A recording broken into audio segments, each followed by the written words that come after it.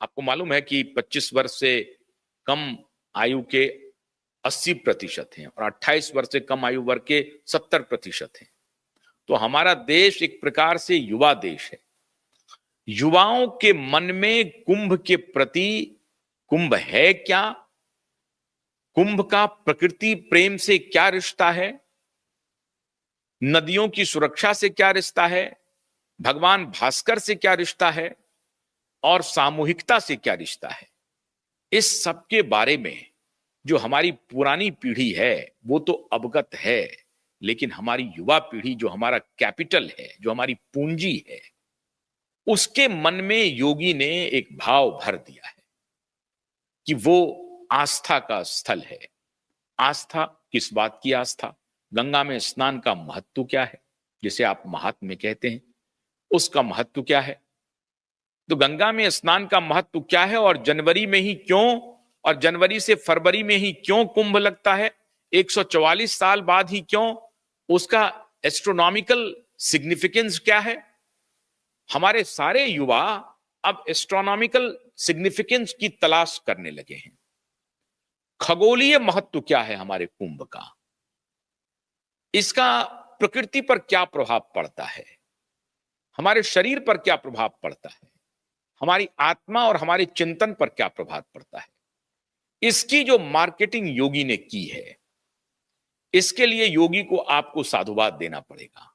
मैंने कल जिक्र किया था कि इसका इकोनॉमिक्स क्या है, इसमें आर्थिक नफा नुकसान क्या है। 7,000 करोड़ का निवेश है, 1.25 लाख करोड़ का एक्सपेक्टेड है, उससे अधिक हो जाएगा।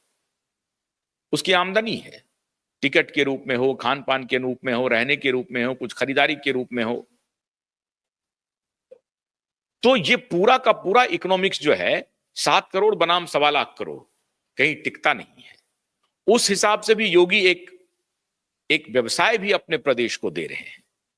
सारे देश भर के लोग आ रहे हैं, 50 से 55 करोड़, 45 से 55 करोड़ आने की संभावना है। हो सकता है बढ़ भी जाए, हो सकता है कुछ कम भी रहे, लेकिन अगर मान लीजिए कि 50 करोड़ लोग आते हैं पूरे देश भर से, उत्तर प्रदेश की तो आबादी 25 करोड़ ही है, अगर उत्तर प्रदेश की पूरी आबादी भी पहुंच जाती है तभी 25 करोड़ होगी। इसका मतलब है कि 25 करोड़ लोग तो बाहर से ही आएंगे। ये जरूरी नहीं है कि उत्तर प्रदेश के 25 करोड़ लोग नहाने के लिए चले ही जाएं कुंभ में। हो सकता है कि 5 करोड़ ही जा पाए, 2 करोड़ ही जा पाए, लेकिन पूरे देश से, पूरब से, पश्चिम से, उत्तर से, दक्षिण से और विदेश से, अमेरिका से लोग आ रहे हैं, अफ्रीका से लोग आ रहे हैं, इंग्लैंड से आ रहे हैं, यूरोप से आ रहे हैं, नेपाल से आ रहे हैं, भूटान से आ रहे हैं, हो सकता है श्रीलंका से भी आ जाएं। कुछ लोग तो कह रहे हैं कि पाकिस्तान से भी आ रहे हैं, पाकिस्तान से भी लोग आ रहे हैं कुंभ। तो कहने का तात्पर्य यह है कि योगी ने इसकी ऐसी ब्रांडिंग की है जिससे न सिर्फ कुंभ के महत्व को युवा जान रहे हैं, समझ रहे हैं, वरन कि अपने सनातन के वैज्ञानिक पक्ष को भी युवा अब खोज रहे हैं, ढूंढ रहे हैं। और जैसे ही युवा सनातन की वैज्ञानिकता की तरफ आकृष्ट होंगे, उनकी तहकीकात करेंगे, तो युवा को लगेगा कि सनातन धर्म है क्या, हिंदू धर्म है क्या। तो वो लोग जो सनातन को मलेरिया कहते हैं, डेंगू कहते हैं, उनके लिए योगी का यह तमाचा है। जो हिंदू धर्म को डेंगू मलेरिया कह करके कहते हैं कि इनका समूल नाश करना है, उनके लिए ये तमाचा है। आपको मालूम है किसने कहा था हिंदू धर्म और सनातन धर्म डेंगू और मलेरिया है? उदय स्टालिन ने कहा था। स्टालिन के पुत्र ने, जो तमिलनाडु के मुख्यमंत्री के बेटे हैं और अब तो वो डिप्टी सीएम भी हैं, उन्होंने कहा था। तो उनके मुंह पर यह तमाचा है कि कुंभ के बहाने सनातन की वैज्ञानिकता, सनातन की आस्था क्यों है, इसका वैज्ञानिक पक्ष भारतीय युवा बड़ी तेजी से सर्च कर रहे हैं। आप अगर गूगल सर्च में जाएंगे तो कुंभ के बारे में क्या है, कुंभ कैसे शुरू हुआ, कब से शुरू हुआ, इसका इतिहास क्या है, ये सब लोग सर्च कर रहे हैं। मोस्ट ट्रेंडिंग सर्च में है। और इस बार कुंभ में आर्टिफिशियल इंटेलिजेंस का भी प्रयोग हो रहा है। ड्रोन कैमरे से सिक्योरिटी हो रही है, बटालियन के बटालियंस लगाए गए हैं, सफाई का अद्भुत इंतजाम किया गया है, और जो हट बने हुए हैं वो सस्ते हट से लेके महंगे हट बने हुए हैं, घाट का शुद्धिकरण हो रहा है, और प्रयागराज पहुंचने वाले सारी सड़कें और सारा रेल मार्ग, वायु मार्ग, सबको चाक चौबंद और सुदृढ़ किया जा रहा है। ये जो काम किया है योगी ने, ये संघ के उस सपने को साकार कर दिया कि सनातन के बारे में हमारा देश जागृत हो, सनातन की खोज करे, हिंदू धर्म को खंगाले, उस पर रिसर्च करे। और जब ये रिसर्च शुरू होगा तो मैं दावे के साथ कहता हूं कि जात का बंधन टूट जाएगा। जो कुछ भी कुरीतियां हैं, जो लोग कहते हैं मनुस्मृति, और इसके बारे में बहुत लोग तो मनुस्मृति की भी सराहना करते हैं, लेकिन अगर उसमें कुछ कुरीतियां हैं तो उन सारी कुरीतियों को हमारा समाज ठीक करने में कामयाब होगा और जाति के बंधन से भारत बाहर निकलेगा। ये काम योगी ने किया। इसीलिए योगी का वो नारा कि बटोगे तो कटोगे, एक रहोगे तो नेक रहोगे, वो एक पॉलिटिकल नारा हो सकता है, लेकिन सांस्कृतिक तरीके से एक इवेंट को किस प्रकार से ब्रांड किया जाता है और उस ब्रांडिंग का नतीजा आने वाली पीढ़ियों पर क्या होने वाला है, ये इसकी कल्पना संघ ने भी नहीं की थी। योगी तो मोदी तो खैर कर ही रहे थे, मोदी की इसमें बहुत भूमिका है, वो भी समर्थन कर रहे हैं, स्नान कर भी आए वो। लेकिन योगी ने जिस प्रकार से इसको एक मिशन मोड में लिया, आप कल्पना नहीं कर सकते हैं कि आने वाली पीढ़ियों पर इसका क्या असर होगा। वो सिर्फ गंगा में स्नान करने के लिए, एक डुबकी लगाने के लिए लोग नहीं जाएंगे, वो खोजेंगे कि ये डुबकी क्यों, और इस ठंड में ये डुबकी क्यों। जब लोग नहाते नहीं हैं इस ठंड में 5-5 दिन, 10-10 दिन, उस दिन आप ठंड में एक नदी में जाकर के स्नान करते हैं, तो गंगा में ही क्यों, संगम में ही क्यों। कितनी बातों की खोज होगी। संगम क्यों, संगम कैसे, गंगा यमुना सरस्वती में फर्क क्या, गंगा सबसे निर्मल कैसे, गंगा सबसे अद्भुत कैसे, गंगा का उद्गम कैसे, आप कल्पना नहीं कर सकते हैं। चंद्रमा का भी विश्लेषण होगा और सूर्य का भी विश्लेषण हो गया। ये उत्तरायण जब होगा सूर्य, तो उत्तरायण सूर्य क्यों। तो सारे खगोलीय वैज्ञानिक विमर्श पर हमारा समाज काम करना शुरू करेगा, और विमर्श प्रारंभ हो गया है। जैसा मैंने आपको कहा कि गूगल सर्च में जाइए तो आपको ट्रेंडिंग में मिलेगा कुंभ। तो इस प्रकार से योगी ने एक, मैं समझता हूं कि ये जो कह रहे हैं कि आडंबर कर रहे हैं, मैं इसे आडंबर नहीं मानता।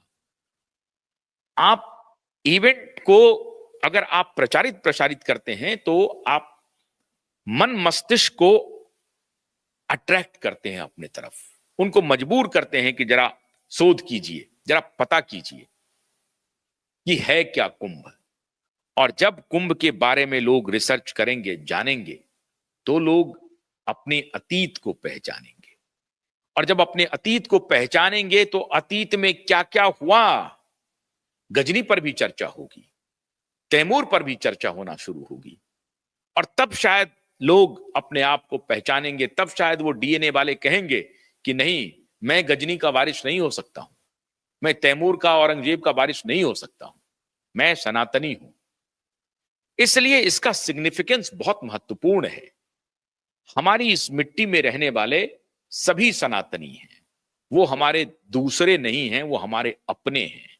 हां, एक बात जरूर है कि ये मामला सिर्फ पॉलिटिकल ना रहे, उस समाज से विमर्श करना चाहिए, उनसे शास्त्रार्थ करना चाहिए, उनको फैक्ट्स देना चाहिए। ऐसा नहीं कि हम उनसे बात ना करें, उनको साक्ष्यों के आधार पर उन्हें कहना चाहिए।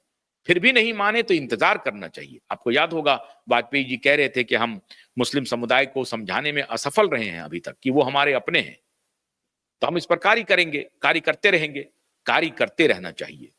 आज नहीं तो कल हमारा पूरा भारत इस बात को स्वीकार करेगा कि भारतीय सनातनी है, भारतीय हिंदू धर्मावलंबी है। और मैं समझता हूं कि कुंभ के इस इवेंट ने वो काम कर दिया है। भारत के युवाओं के मन में जिस प्रकार से रिसर्च करने की जागृति हो रही है, वो बहुत एक प्रकार से नया अध्याय लिख रहा है। हिंदू एकजुट हो रहे हैं, उसमें मुसलमान भी हैं, उसमें क्रिश्चियन भी हैं, उसमें सिख और ईसाई भी हैं।